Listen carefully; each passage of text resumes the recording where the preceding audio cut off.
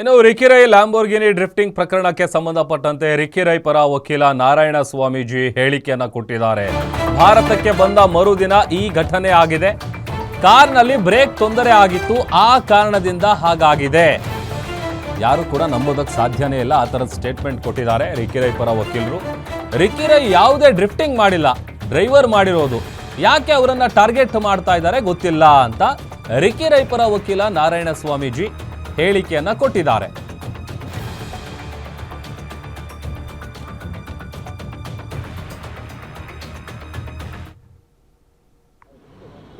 ಇಡೀ ಬೆಂಗಳೂರಲ್ಲಿ ಬೇಜಾನ್ ನ್ಯೂಸೆನ್ಸ್ಗಳು ಆಗ್ತಾ ಇತ್ತು, ತಮಗೆಲ್ಲ ಗೊತ್ತಿದೆ. ಅನಿಲ್ ಕುಂಬ್ಳೆ ಸರ್ಕಲ್ ಅಲ್ಲಿ ಲ್ಯಾಂಬರ್ಗಿನಿ ಕಾರಲ್ಲಿ ಒಂದು ಆಗಿದೆ ನ್ಯೂಸೆನ್ಸು ಅಂತ.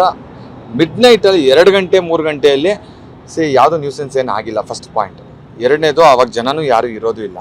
ಅವತ್ತು ಗಾಡಿ ತಗೊಂಡು ಡ್ರೈವರು ಆ್ಯಕ್ಚುಲಿ ಒಂದು ವರ್ಕ್ಶಾಪಲ್ಲಿ ಸರ್ವಿಸಲ್ಲಿ ಇರುತ್ತೆ ಗಾಡಿ ತಗೊಂಡು. ಆ್ಯಕ್ಚುಲಿ ಅದು ಅವರು first of all Ricky Rai ಅವ್ರದ್ದು ನೀವು ತೋರಿಸಿದ್ದೀರಾ. ರಿಕ್ಕಿ ರೈ ಅವರು ಗಾಡಿ ಡ್ರೈವ್ ಮಾಡ್ಕೊಂಡು ಬಂದು ಈ ಥರ ಎಲ್ಲ ಆಯಿತು ಅನ್ನೋ. ಡ್ರೈವರ್ ಕಾರ್ ತೊಗೊಂಡು ಬರಬೇಕಾದ್ರೆ ಆದಂಥ ಒಂದು ಇನ್ಸಿಡೆಂಟ್ ಅಷ್ಟೇ ಅದು, ರಿಕ್ಕಿ ರೈ ಅವರಿಂದ ಆಗಿರುವಂಥದ್ದಲ್ಲ. ನಾನು ರಿಕ್ವೆಸ್ಟ್ ಮಾಡ್ಕೊಳ್ಳೋದು ಏನಂದರೆ, ರಿಕ್ಕಿ ರೈ ಅವರಿಂದ ಆಗಿದೆ, ರಿಕ್ಕಿ ರೈ ಅವರಿಂದ ಆಗಿದೆ ಅಂತ ಅಂದ್ಬಿಟ್ಟು ದಯವಿಟ್ಟು ಹೇಳಬೇಡಿ. ಆ್ಯಕ್ಚುಲಿ ಗಾಡಿನ ಓಡಿಸೋದೇ ಡ್ರೈವರು. ಡ್ರೈವರ್ ಗಾಡಿ ಓಡಿಸ್ತಾ ಇದ್ರು ಅವರು. ಅವ್ರ ಜೊತೆಗೆ ಬರ್ತಾ ಇದ್ರು, ಆಗಿದೆ. ಖಂಡಿತ ಇದ್ರು. ಈಗ ಇಲ್ಲ ಅಂತ ಹೇಳೋಕ್ಕಾಗಲ್ಲ.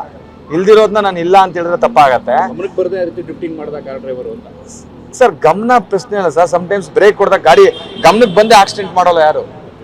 ಗಮನಕ್ಕೆ ಬಂದು ತಗೊಂಡಾಗ ಯಾರಿಗೂ ಗೊತ್ತೋಲ್ಲ.